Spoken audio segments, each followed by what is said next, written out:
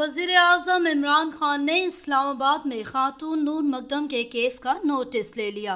आप देख रहे हैं धरती न्यूज़ और मैं हूं हिरा गिल। वज़ीर आज़म के मुआविन खुसूसी डॉक्टर शहबाज गुल मकतूला नूर मकदम के घर गए और अहले खाना से ताज़ियत की। बाद अज़ा घर के बाहर उन्होंने मीडिया से गुफ्तगू करते हुए कहा कि वज़ीर आज़म इस वाक़े पर बहुत दुखी हैं और उन्होंने ज़ाती तौर पर नोटिस लिया है। शहबाज गुल ने कहा कि वज़ीर आज़म ने IG को हदायत की है कि इसको टेस्ट के तौर पर लिया जाए और हर सूरत इंसाफ हो।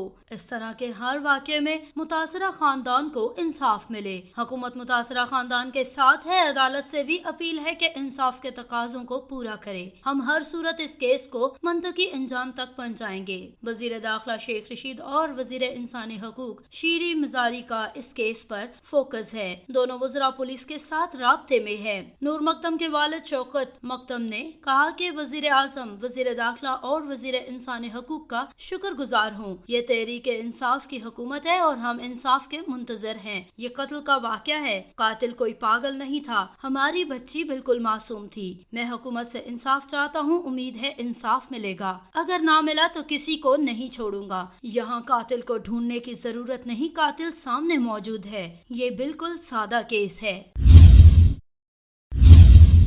धरती न्यूज़, धरती की हर खबर से रखे बाखबर।